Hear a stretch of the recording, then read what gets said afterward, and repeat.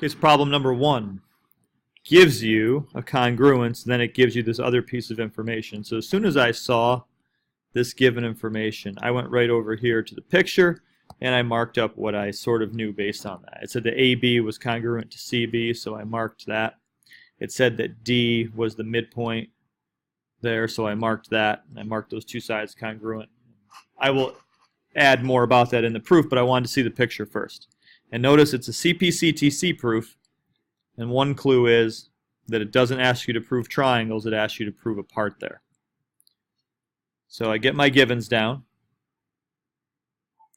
and then because D is the midpoint of AC, then AD is congruent to CD because a midpoint divides a segment into two congruent segments.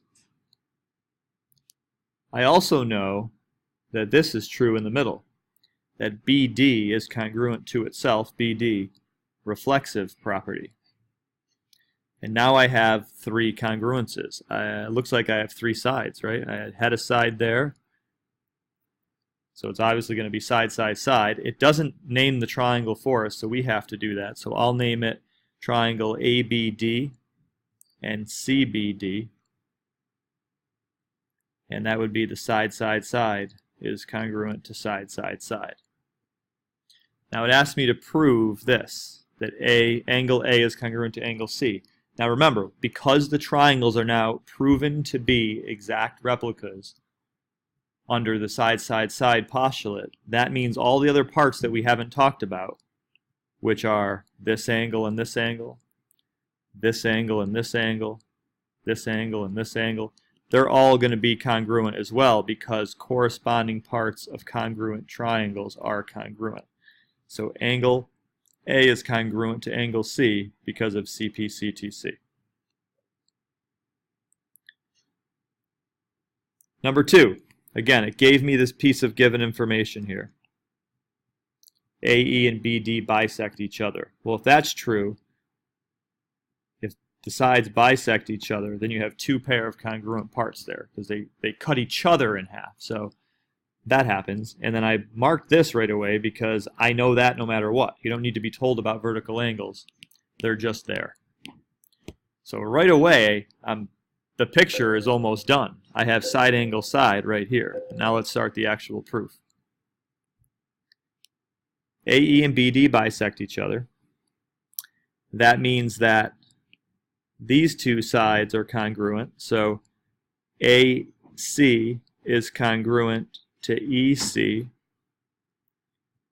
and also BC is congruent to DC, and both of those are true because a bisector divides a segment into 2 congruent segments. Then I know that angle 1 is congruent to angle 2, which is what I named them here before. You could name them by their letters, but I used 1 and 2. Vertical angles are congruent. And that's enough to say that triangle ACB is congruent to triangle ECD because of the side angle side is congruent to side angle side. Now that I know the 2 triangles are congruent, any parts that I haven't talked about yet, for example, AB and DE or ED, those are going to be congruent also. AB is congruent to ED because corresponding parts of congruent triangles are congruent, otherwise CP-CTC. Number 3. A lot of given information here. Gave me a pair of congruent angles, so I went over and marked these right away, ADB and CBD. Then it said that AB was perpendicular to AD, which means that AB and AD met at that 90-degree angle, perpendicular, and also BC and DC. So BC and DC are also perpendicular, so there's that 90 again there. So I wrote my one given down there. And I'll write the other ones.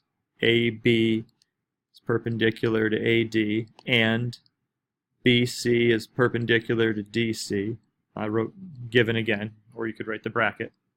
But all I have is this one congruent so far. I don't know anything about angle A and angle C yet. But I do know that angle A and angle C both equal 90 degrees because of that word right there. Because perpendicular lines form 90-degree angles. First you have to say they're 90. Then you can say that the two angles are congruent because all 90-degree angles are congruent. The last piece is hiding in plain sight right in the middle there. BD is congruent to itself. And I think by now we know that is the reflexive property. So I can say that the triangles are congruent at this point. And I'm going to name the left bottom one BCD.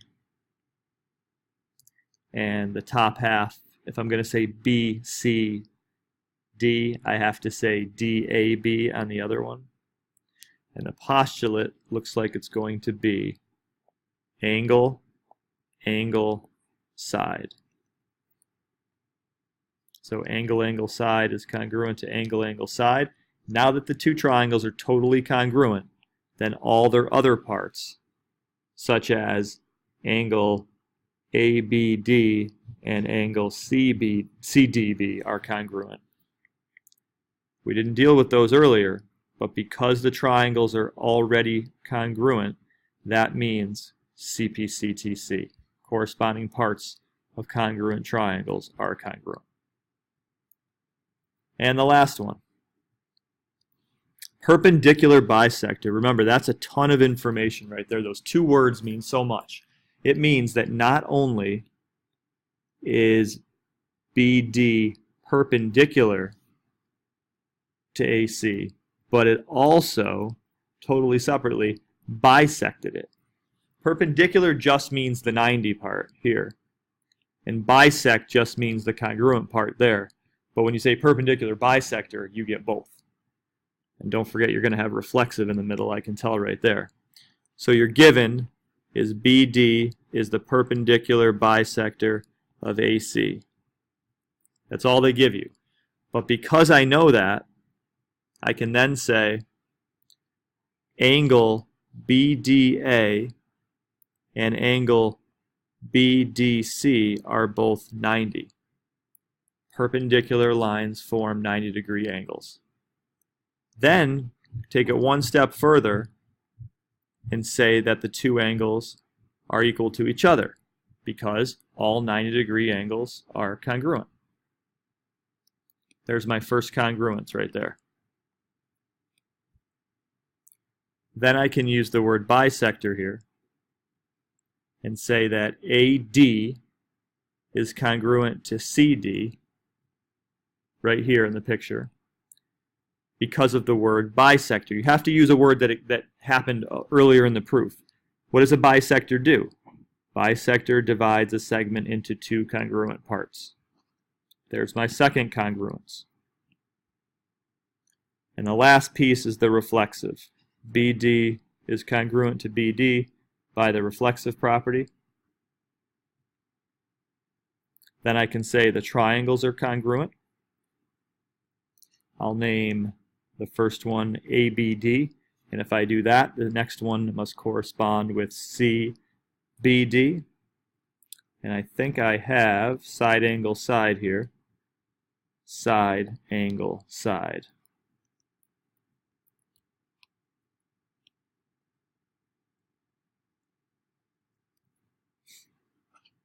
And now that the two triangles are congruent, what it asks me to prove, that's going to be congruent too.